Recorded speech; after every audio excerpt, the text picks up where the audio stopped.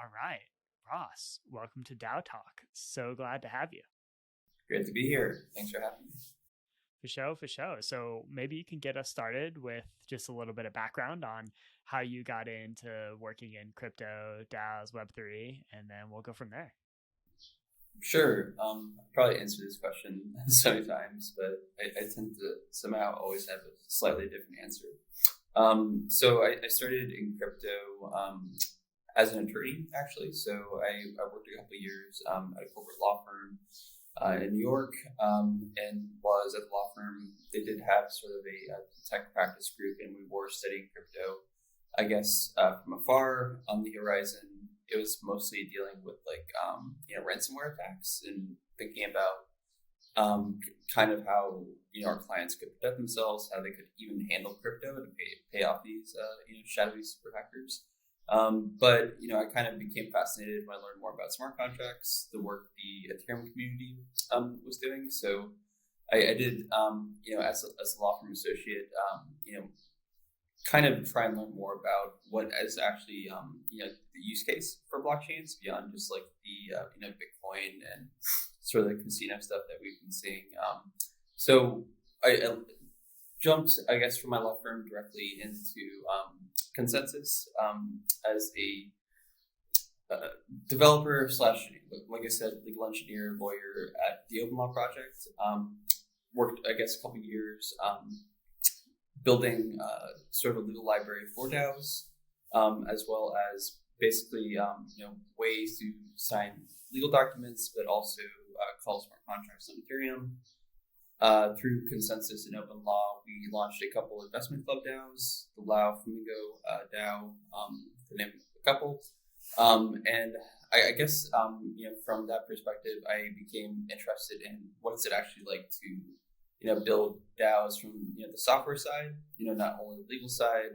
What's it like to actually work for DAOs? I left Consensus to begin working on the Sushi protocol as a core smart contract developer. But during that time, I also want to sort of build a community that we call LexDAO, which is sort of an association of other lawyers, slash engineers that want to sort of build crypto into their deals, into their practice. Through LexDAO, which I co-founded with a couple other lawyers in the space, I kind of gained an appreciation of, lawyers do think like DAO designers already, and sort of setting up companies and corporation, creating sort of, docs that, set out the rules of joining an organization. How do you leave an organization? How do you actually manage your finances together? So kind of from that perspective, I realized that like a lot of what I saw, at least, in terms of the Open Law Project, what crypto lawyers were doing could be automated. That sort of, spoke to me in a lot of ways. As a lawyer, I think we kind of have a little bit of confusion about our value add in the space. I think, protecting clients, protecting DAOs is important, but I think, saving them time is also kind of the whole point of smart contracts. And so through LexDAO, I worked with a couple of attorneys on a project called Kali, which was a fork of the Moloch DAO framework to provide a very simple way to launch companies on chain, and also provide sort of legal wrappers and protections to existing DAOs. So the Kali DAO framework is, like I said, something built by lawyers for DAOs, but it's also, I think, kind of interesting that I think a lot of DAOs inevitably are trying to figure out how do they sort of set terms, how do they come to agreement, how do they structure and limit their liability and do other interesting off-chain things like that. So I think Kali DAO is sort of meeting people halfway there, and we're kind of just getting started. Really, both from the smart contracts and the legal side. But yeah, I guess that was kind of a rambling introduction. But basically, the lawyer part of me, that's how my brain can't stop. But I'm becoming a bit more, interested in how do I reduce legal spend and time by using smart contracts in my work, and how can I deploy the smart contracts and make sort of a factory system using the software I'm building with other lawyers, through Solidity. I dig it. that's like I can definitely see the similarities in thinking between, going from being a lawyer, thinking about law to smart contracts. But I also, at the same time, haven't necessarily met a ton of lawyers who have successfully transitioned to, or not transitioned, but like added the skill of, Solidity and smart contract development to their repertoire. So if I just like not met enough legal engineers, or is that still sort of uncommon to kind of have like both of those skill sets? I think it's probably pretty uncommon at this point. There are some really cool coder lawyers in the space, like Dan Robinson, who have designed a lot of the Uniswap protocol and UniV3. He is a lawyer and a coder. I think there's other notable people. I think the Aave founder is Donnie, at least completed law school and has that part of his brain. Anja Kranja, through the Earn Finance, also has a legal background, so they do exist. But I'd say they're few and far between.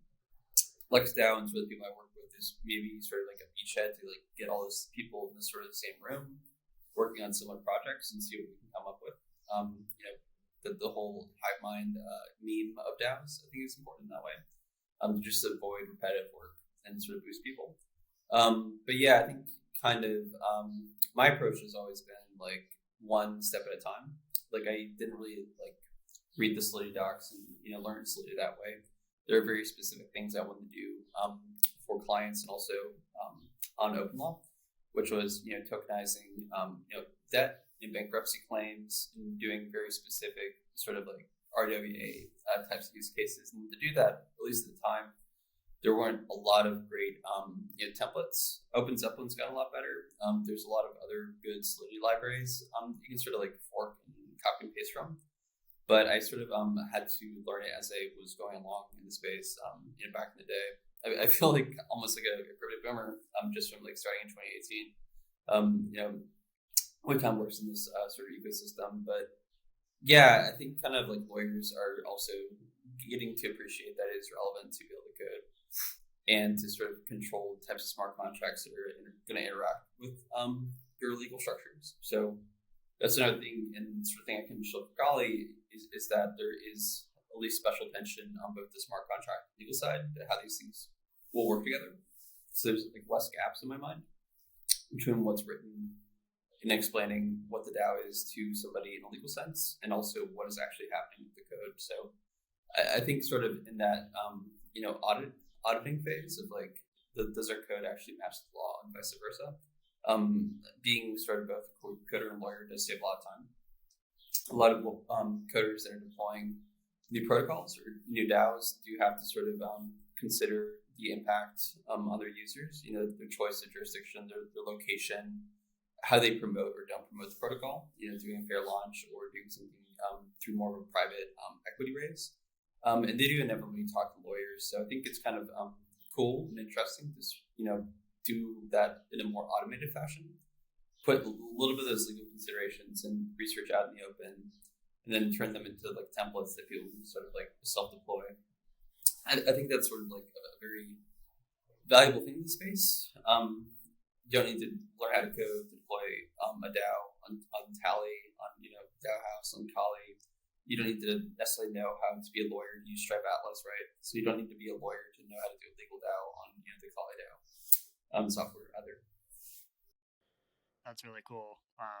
Yeah, that's not a ton of lawyers Solidity devs, but those are some very interesting people who have made a big impact in the space. So it probably shows that there's like something to that overlap. It's definitely inspiring to me the way you learn Solidity too, because I'm kind of doing the same. I just kind of like am running into a few things that I want to be able to do that I like need to actually write a bit of Solidity to do, and just like learning it one step at a time. Did you have a background in any kind of like web development or anything like that prior to just trying to tackle Solidity from the perspective of doing your job as a lawyer? No web background, no coding background. Solidity was my first programming language, which was cool. I think in some ways it probably saved me time because I could just like come from sort of this like fresh perspective. But I think also I've realized that it would have been really nice to have different languages and coding background. It would have saved me a lot of time in other ways, and maybe make me feel a little bit less stressed out about some of the things. Because as you know, Solidity and smart contracts, like you don't get many different drafts or bites at the apple. Once you deploy one of these things, it can be there forever. So I think it does take a lot of thought and preparation. I do think the mindset is very similar though to being a lawyer, in that a lot of things you put in motion with clients are immutable, in the sense that they do kind of create a risk or sort of set a precedent, or kind of stick in the minds of people once you deploy them out into the wild. Like if you do court filing, you can technically go on the docket and request an amendment or to try to edit your filing, but it looks terrible. Lawyers that do that don't usually get rehired if they're embarrassing their client a lot. So it is kind of a similar environment, I would say. The deploying a smart contract is very similar to doing sort of a filing for a public company or something like that. Yeah, that makes a lot of sense, and is also just me selfishly trying to motivate myself, because I also don't have a background in web development. But I'm like, I can do it. I can do it. So thanks for the affirmation. Yeah, hopefully the snippets are easier to digest. Like Soulmate, I think has been great, and really boiling down these smart contracts to the most simple examples, like an ERC20 token. I think lawyers, if they weren't so thrown by this idea of coding and smart contracts in Web3, they could look at a simple token contract and probably understand that there's owners, there's ways to assign your rights, to transfer these balances. It can read like a legal contract or like a simple recipe, if you can kind of just take it that way. And I think Solidity is probably very readable compared to other coding languages. Yeah, I've noticed that as well. I've even before I started trying to write it, I felt like I was able to at least gain some sense of what was going on just from reading it, which is definitely not true of all the code that I've tried to read in my life. Yeah, it is cool. I would say you read a contract ownable, and it's just is owner. I think most people don't need to be too intimidated by that. It's okay, there's somebody who owns this thing. So I think kind of we can break it down for people. I think lawyers through LexDAO and so the live coding sessions we do tend to realize that they can get in on the game, and they don't necessarily have to completely be on the outside. You can have kind of a tighter hand in control over what's getting deployed. So that's really cool.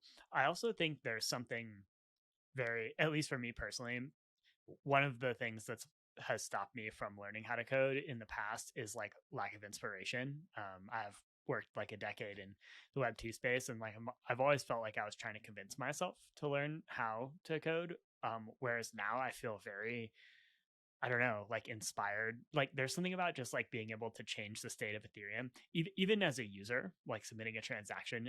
I feel very powerful. I feel like a god, and so I feel I don't know. I feel very motivated. I think something about how much of it is open source and how it's how it is permanent, and you can kind of really change.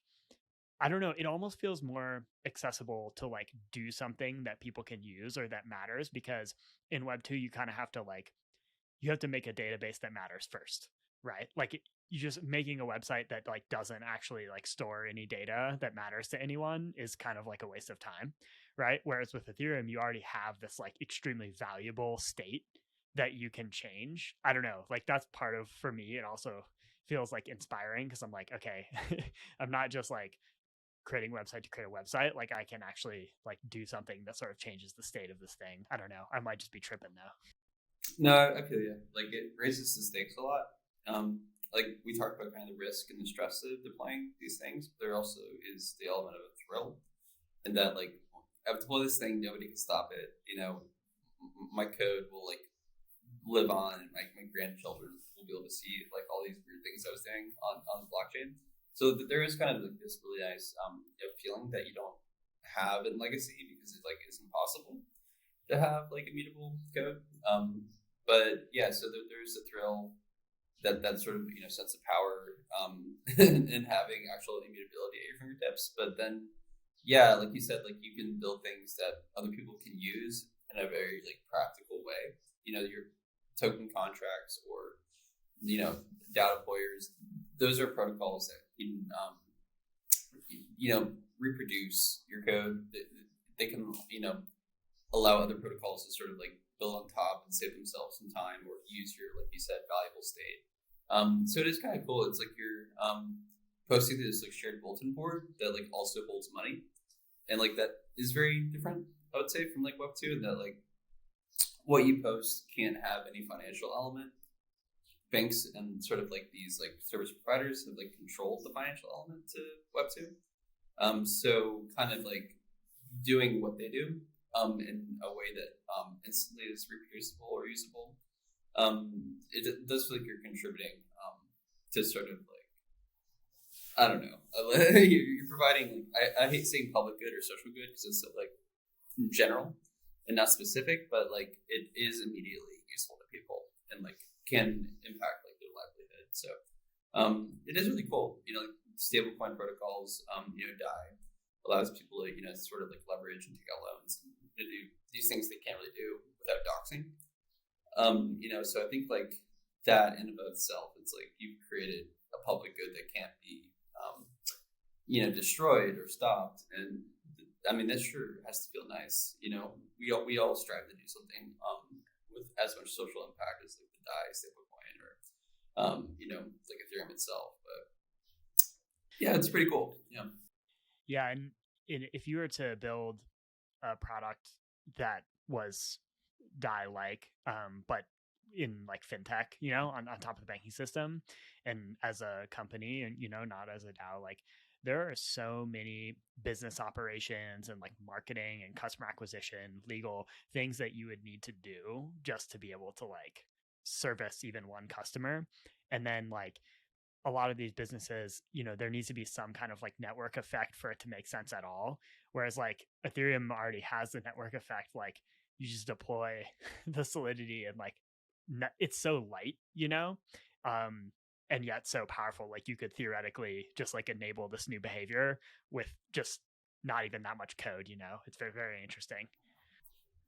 Yeah, and sort of like the more frivolous use cases I've done, I deployed like a cat token as almost like a meme and joke, Kamiyashi for like the Sushi protocol, and that was completely just like I was at an Airbnb and bored.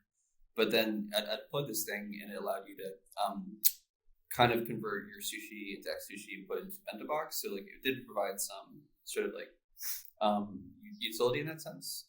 But then you got like 10x the amount in like cat tokens. What was weird though is like immediately after I did that, some like lunatics just like were putting millions of dollars into it, and like that was like insane to me. Like you couldn't do that in any other context. Like you deploy something, you might talk about it on Twitter, and then completely random people put more money than you've seen before into your code. Like I said, there's a thrill, there's a huge level of anxiety, but then it's like you can extrapolate from these silly examples and think, kind of like you said, you can permissionlessly give people a huge tool, and they can use it immediately. That there isn't this sort of like process of permission and asking for the leaves of our betters to do these, I think, very significant things. So that's also, if I'm going to show my recent work, it's like deploying protocols that allow people to have like a legal structure. It does frustrate me that like so much of like what we do and get in terms of legal benefits does take a level of permission, and I don't want to call it like smoke and mirrors, but it is often clear like when people access the legal system, it's what are they getting out of it, and how much are they paying? There's not price transparency, especially for DAO legal setup. And then, it can take like weeks to actually get these benefits, and to have some sort of like level of protection or certainty. So, in kind of like looking at it from my corporate legal perspective, like a lot of what you can do that has immediate utility to DAO users and to just people on the internet is just like signing agreements, contract law. Some of it involves states. It doesn't always have to involve the states, but if you can open source these things and put them onto a blockchain, It is kind of, I think, very immediately helpful because like lawyers that think these things are complex or that's what they offer have no choice but to look at what you've open sourced and to contradict it or to add and expand to it. You can sort of assimilate things very quickly that way by just posting things online. And then people can, actually do significant things with it. They can attach their organization to sort of this open source legal information that's in a smart contract. That's sort of like what we've been building with Wrapper, which is a product by the DAO team that's like basically an NFT, minting contract, but it's an NFT minting contract that allows you to do the formalities of like legal setup just by signing some contracts, and specifically you sign a smart contract that has agreements attached to it. So like I know that sounds like maybe silly or like new agey to have like an NFT legal agreement, but it's like very practical. I would say, and like for me at least, it's like I can deploy this and immediately the market can respond, and if they can sort of like ingest and figure out the quality of my legal work. So that was something that I think was frustrating to me in terms of being a legal associate at a law firm and sort of being in the crypto law industry for a little bit before becoming more of a coder, was lack of a feedback loop and I think like kind of good faith and sort of what is the quality of legal work that I was doing or the crypto lawyers were doing. If you close source everything, there's no way to sort of do Q&A and sort of cross compare, like figure out, are we adding as much value as we pretend we are? In sort of smart contracts and code, all of it's like usually on GitHub. And if you have bad code, like immediately people will tell you and like you can improve it. And the market can have sort of that very good feedback loop. So I think like promoting that for lawyers is like kind of the end game, like a larger part of why I do what I do is to like confront the culture of hiding the ball, not having transparency and not having the market feedback loop on it. Is it so complex to create something like an LLC or a nonprofit for a DAO or a foundation? And if this is all open source, like could we accelerate and make these things a lot more affordable? Somebody has to do it first. So I think kind of the quality and LexDAO team, we're going to open source everything almost viciously to sort of accelerate this growth. I love that. So we were talking about how, something that's really powerful about Ethereum and Solidity and smart contracts is like you can just deploy this Solidity logic and then boom, people can deploy millions of dollars in it. Boom, people can access financial services without KYC. But, unfortunately, like the real world's not like that, right? But then at the same time, Ethereum, like it has to integrate with the real world. DAOs, maybe some applications don't, but like at the end of the day, for us to make DAOs successful or to make Ethereum successful, like there needs to be some level of integration with like things that aren't Ethereum, right? And as soon as you hit that wall, you run into stuff that's like harder. It's not fully permissionless. It's not fully automated. It doesn't have this like composable state. And so what I'm hearing from you is like, okay, one of those things is like liability protection or security of law. Like there are certain things like for DAOs in particular that it's like really important, especially for a lot of DAOs, like maybe not for every DAO, but for many DAOs or possibly all DAOs, for them to like sort of integrate with the real world in this way so that maybe like the members have some sort of liability protection as an example. And so we know that's going to be like heavier and like maybe not as fully permissionless and easy to sort of deploy as like a smart contract in Ethereum, but how can we make it as close as possible is kind of what I'm hearing from you. So like taking that approach, does that sound right? Yeah, that's a wonderful summation. It's like the sticky, annoying things, like when you actually get off chain and you can't have a smart contract to work for you. Those tend to be legal, and they are very kind of like slow, arduous processes for a lot of DAOs and DAO contributors. So like automating that part makes a lot of sense. If you want to like accelerate the growth of DAOs, you need to not have red tape and sort of have them fall into quicksand. So yeah, I mean, great points there. We should probably get your help with how we market some of our products, but that's basically the gist of it. Yeah, it's like automate as much as we can. That's awesome. So we got kind of meta there, which like I'm liable to do, and I appreciate you going there with me. But I want to take like a slightly different tack to explain like this legal wrapper you're talking about, or even Kali DAO in general. So the approach I want to take is like, let's pretend I'm just a random DAO. You can use an example, or just we can just say like a DAO. I'm a DAO builder. I just want to start a DAO. Like, why should I be considering like some sort of integration with the legal system, and then why should I use one of Kali's products to do it, and then like what do I do? Like, how do I actually make that happen? Yeah, sure. So I think like the user story that always made sense to a lot of lawyers from the start was DAOs that have investment use cases, because those generally do involve a lot more legal risk, and those investments, that capital might be deployed off chain as well. So like Constitution DAO, for example, had to form an off chain LLC to actually do its bidding. So I think kind of like the DAO user that at least Kali DAO is well positioned for is somebody that is going to do something that they expect to have some sort of need for a legal interface. So a lot of DAO smart contracts have interface to do particular things.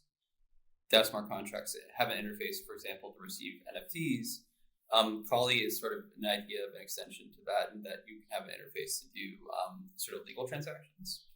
And that interface can be a way for the state to understand you as an actual entity, and not just a group of individuals with their own sort of personal liability for what they're doing with DAO smart contracts.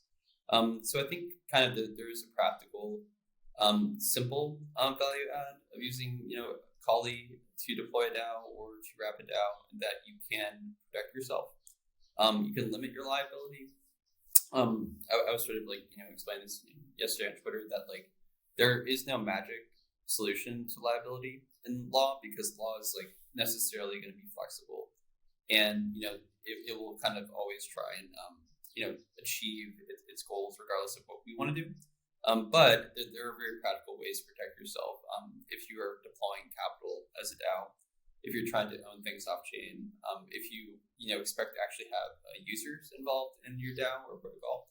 I think it's very helpful from a DAO founder perspective to say that like you're not personally responsible for everything that's going to happen with that journey. So I think not to, like you say, get too meta, a lot of DAOs I think are beginning to understand that they already have a default legal classification as a general partnership.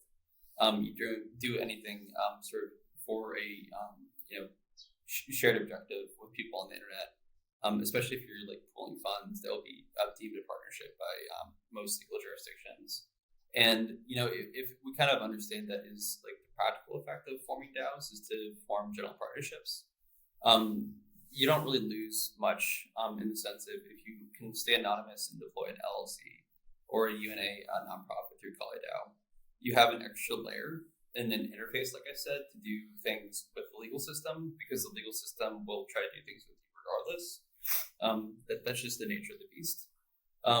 So yeah, to get more specific, so if you want to deploy a DAO smart contract, a token, a voting treasury, and sort of have an app to sort of run those things, you can use Kali DAO software to deploy DAO. But then in the same step, we have sort of a legal drop-down menu of very popular options for DAOs. Like I said, an LLC, nonprofit, Swiss association, and then like sort of private agreement templates. So you don't necessarily want an entity, you can still come to an agreement with your DAO co-founders or people that might contribute to your DAO. Those are things that like we realize can save a lot of people time if they sort of in the same deployment flow can attach a legal structure to their DAO. But generally, through the wrapper product, which, like I said, is more focused on sort of legal setup, people who have a DAO, they have a Governor Bravo contract, a Gnosis safe. They can call sort of contracts. They can use our app on Wrapper to mint an NFT that represents the signature of an agreement.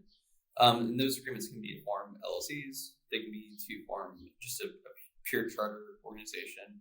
And those are kind of the steps we save people. And kind of the tagline that I think helps people really understand the value out of the product. Sort of a Stripe Atlas for DAOs, but I kind of don't love that description because, like, for me, DAOs are just like a nice upgrade to existing companies. It's just like using smart contracts to work with people online. So generally, just like we want to be a solution for the things that like can be automated in that process. And the things that can be automated are incorporation. Filings with the state are very repeat, and I think should be more accessible, especially to like Web3 people. You should be able to pay in crypto to do something like Stripe Atlas. So that was kind of like an initial goal. So yeah, hopefully that helps sort of answer the questions. But yeah, if you want to like start a DAO, Colleague can offer legal structure very simply. Yeah, that helps a lot. I think like there's a lot of takes you put in there that I like a lot. I think I saw your tweet yesterday about the key. I think you said the key word in limited liability corporation is limited. I think like one of the things that a common misnomer that I observe in crypto, and this probably applies to like other stuff besides law, but people are like, oh, we'll just like do it with a smart contract and then it won't be illegal or something.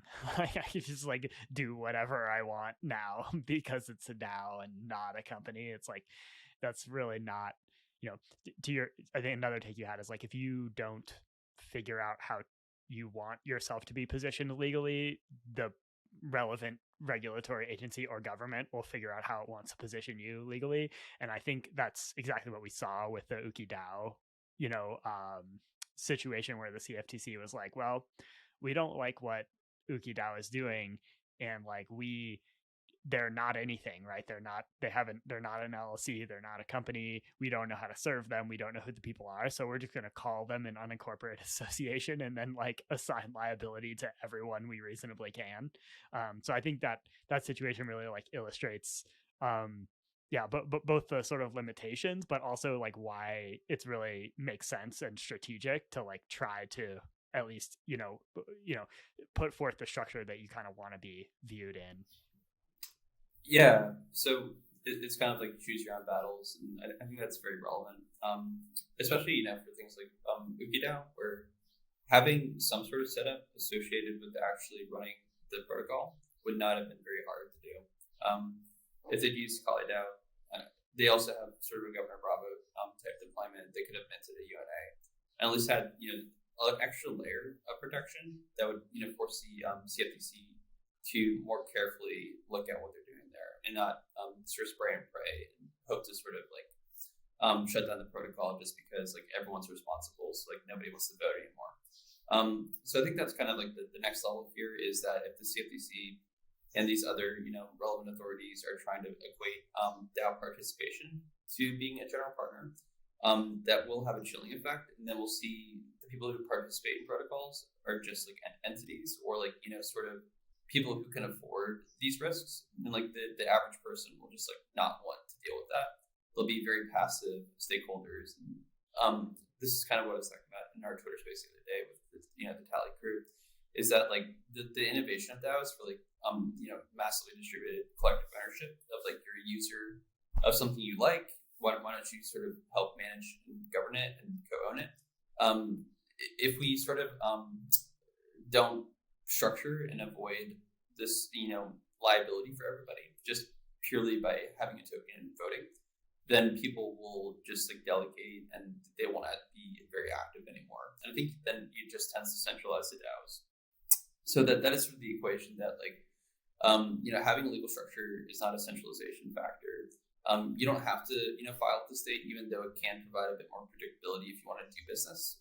If you have an LLC, it's very easy to do banking, to pay service providers and do sort of normal stuff. But the DAO itself can at least have some basic ways to classify itself, not as a general partnership, but having a nonprofit association. An offshore foundation is also a very popular option. I do think the price factor is also very relevant, though, for a lot of people that want to use legal structures. And sort of what I've promoted at least is that they're perfectly acceptable useful things DAOs and DAO users can do for very low cost using like Kali software. And you don't really like lose much there. You don't have to docs to use a nonprofit association. So it's like if you have a choice between being unincorporated association just by default or limited liability nonprofit association, why wouldn't you choose the latter? If you don't have the docs or introduce anything, silly into the mix. So I think that's kind of like the reality. It's like whatever people want to say, their opinions. The fact remains is that there's a pending lawsuit by a federal regulator, and people are like less excited to participate in DAOs. So we have to like figure out an actual solution. It is kind of a popular thing to say like DAOs are pure and states can't touch them, or if you have legal structuring, then you're subverting the purpose of the DAO. But I think like very few protocols are really pursuing that ethos anyway. They're trying to build software. They're like companies, but with just like very massive ownership bases. So in that sense, like you do need to protect people, or they'll be captured. That's kind of my sense. Yeah, absolutely. You said earlier that one way to think about DAOs that you like is that they're an improvement to the corporate structure, or like sort of a way to implement smart contracts, into a corporate structure to make them more efficient. I don't think that's like the only way to think about DAOs, but I think it's a very, very relevant and like accurate one. And in that sense, like, yeah, you sort of like want to have some of the protections, I think, that are potentially available in the legal system. And yeah, I think it depends what you want to be, right? Like I don't think there's anything wrong with trying to be sort of like actually nation state resistant, a la Ethereum, the protocol. But yeah, I agree. I think most DAOs, that's actually not their ambition. And yeah, trying to be realistic about what you're trying to build, and take advantage of the legal protections that are available, I think is smart. So really glad that we have Kali DAO in the mix. I think hopefully this is a helpful introduction to sort of like the why behind a product like Kali DAO. I think there will be more to come in terms of how we're playing in this arena as Tally. I think we certainly recommend using Kali DAO, but there's more we could potentially do from a product perspective to make it easier when you're starting a DAO or when you're scaling up a DAO to kind of add that legal protection. So keep an eye out for that going forward.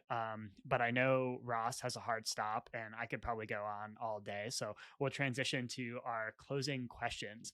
The first of which is a 2-part question. First part is, what's your favorite part of working in crypto/DAOs and why? And then the second part is, what's your least favorite part or something that you think we need to kind of improve as a community going forward? Sure. Yeah, I'll take those. So I think my favorite part of being in the crypto space, working for DAOs, is that like nobody cares like what school you went to, your background, or even like your identity. Like what matters is like what value you can actually contribute and add. So I think that's like very familiar to people who kind of like live on the internet or like join chat rooms or forums, that like what you have to say will be larger impact on like your standing and your ability to participate. So like I think kind of DAOs add sort of the financial and like work component to that you can like sort of get jobs and make a living in a very accessible way. And that's just like generally pretty awesome. And yeah, like I think kind of like I've even noticed like crypto Twitter that like it is cool to have like to be a lawyer, have a law degree and all these like fancy things, but like if I am being dumb, people will tell me, and crypto people tend to not hold their punches. They're very upfront and pretty honest about what you're bringing to the table. So I think that's a really really strong culture of accountability and also just like merit that I think like is disruptive. So A+ on that, crypto people. Let's keep doing that. Things that I think we could improve probably are the fixation on like financial aspect of crypto. It is obviously important, like that's a big part of the use case. It's like you're handling money with computers, but I do think kind of like crypto as a culture can be a bit more resilient to the inherent volatility of like there's gonna be price discovery on a lot of these things, and like tokens are always tradable, so there'll be like a lot of sort of ups and downs, and like I said, volatility, and it could be better. Like I tend to just notice like the mood and vibe shift on crypto Twitter and like in sort of my own circles, that it's very almost market dependent. Like how price is doing can affect people's sort of conviction and attitude about like what we're building. And I think it'd be good to sort of just like think more about has crypto given you like, any new sort of superpowers, freedoms, and like let's focus more on that than just like my like coin is worth less or something.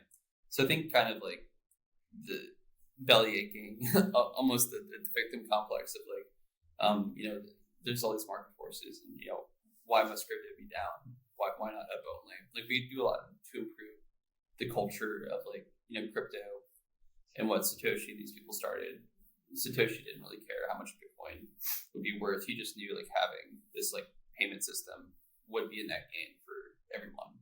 So we need to talk more about those things and like what we've already accomplished. I would say like kind of like really think more positively about like what we could do now as internet citizens that we couldn't do before. Not only talk about price. I think it'd be great. Amen.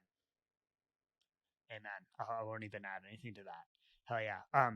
Okay. So the last question is not crypto related, but it can be if you want. And it is, what is your favorite place in the world and why? Favorite place in the world. Yeah, I mean, this seems kind of weak, but I do love Osaka. I do love Japan. Generally, it's just like the amount of like nature and like natural beauty they can find in that country is like very, very different than at least what I grew up with. I was like kind of in the suburbs in Florida, and kind of just like cutter houses and just like grass and the sound of like leaf blowers. Like I do think like there are places that have like thousands of years of like cultural history, and like Osaka, like when I first visited, it was like kind of like this 9-day experience from at least what I was used to, and I do kind of like appreciate that place a lot. Sorry, this is like a terrible answer. It was kind of a bummer. The last DevCon we had like almost like a tsunami that like forced me to leave very early. But yeah, I think probably my favorite place to vibe out is like Osaka and like taking a train to Kyoto and just like walking around, like looking at some trees or something. Yeah. That's not a weak answer at all. In fact, this is like our 30th interview, and that you're the first one to give that answer. So definitely unique. And yeah, I'm right there with you on the nature. That's a big part of why I live in Salt Lake. I can just like look outside and there's these like towering mountains literally like right right above my house. There's something very inspiring about being in the presence of nature for sure. Cool. Well, Ross, thank you so much for joining DAO Talk. Hopefully this is a helpful legal primer and also a way for people to get to know a really interesting person in the crypto space. And if you're thinking about starting a DAO, or you're thinking about how you can, add some, liability protection, or thinking about legal and your DAO, definitely check out Ross, check out Kali DAO. We'll link him in the show notes. And other than that, we'll see you out there. Thanks so much for joining, Ross.